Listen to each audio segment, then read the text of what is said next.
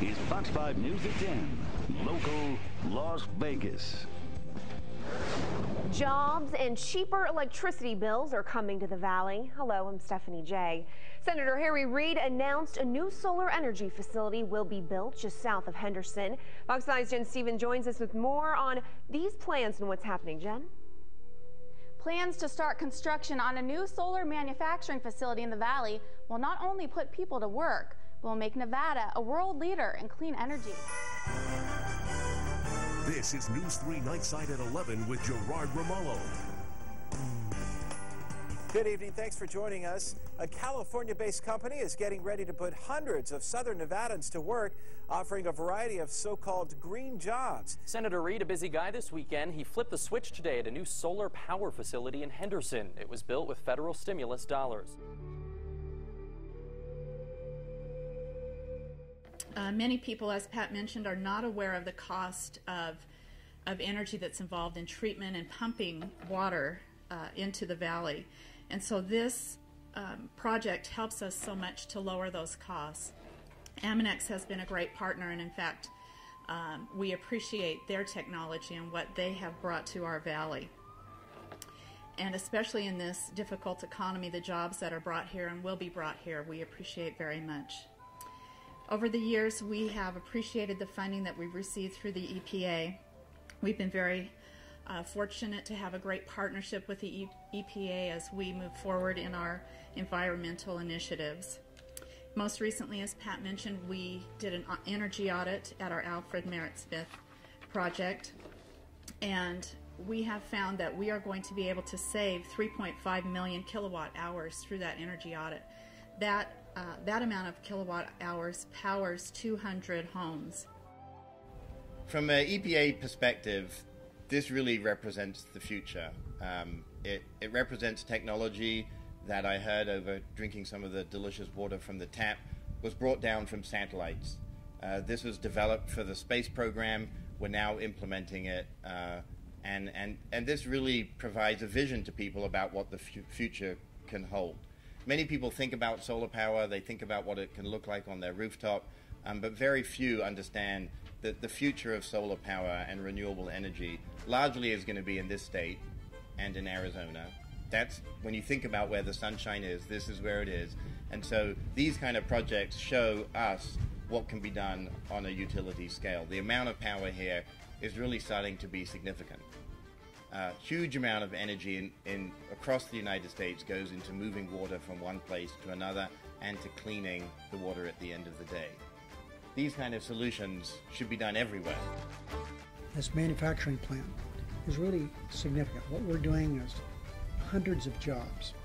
Now these people that are with this plant that's going to come here, it's here as a result of about a $9 million tax credit that was part of the Recovery Act. These hundreds of people will be working here, will create jobs other places throughout Nevada. We have a lot of things going with green energy in Nevada. Take a trip if you just want to glance at something that's unique. Go to Railroad Pass, drive out towards Searchlight, look out on a dry lake. That doesn't look dry anymore. It looks like there's huge bodies of water out there. There's solar panels, 1 million of them that are being placed there to create electricity for tens of thousands of homes. Mesquite, we just got word there that we're going to build a gas-fired, solar-fired generating facility there. It'll create 1,000 high-paying union jobs. We know that there are other great things going on, not the least of which is part of the first part of the smart grid. Jared, the first part of the smart grid is in Nevada, which is a power line between southern Nevada and northern Nevada, which will make energy independence for Nevada a reality in about 3 years, something we've been trying to do since we become a state.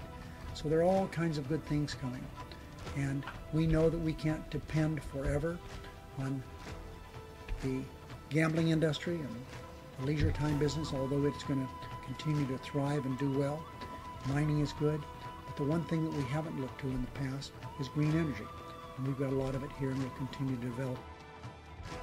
Nevada will benefit from this renewable energy revolution that's starting right behind us, really first and foremost by getting clean and affordable energy, secondly by jobs.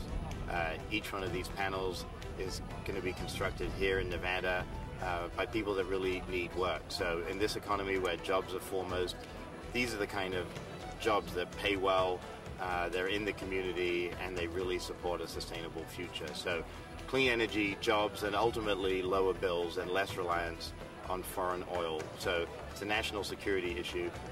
Every single panel that goes up here is less of a reason that we need to get oil from somewhere else. So it's a win-win, and we're really thrilled that the Southern Nevada Water Authority is taking the lead to really push renewable energy within the Southwest.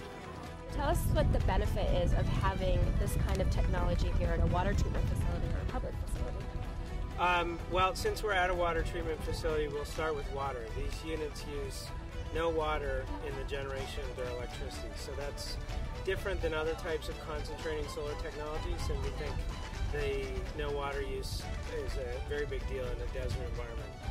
The second, it's an excellent technology for desert environments because it concentrates the light. So in areas where you have a high number of days of the year where there's direct sunlight, you want to choose a concentrating technology and one that doesn't use water. So the third thing I think that's important in environmentally sensitive zones in the desert where there's tortoises and squirrels and other endangered species is it sits on a pedestal. So unlike conventional solar panels that you see taking up a whole field or all the land, these don't consume the land, and the animals can still kind of roam freely. And then fourth is it's starting to be cost competitive with certain types of fossil generation. So, first and foremost, it has to be cost effective, and no water usage, better, more efficient land usage. I think those are the other key benefits.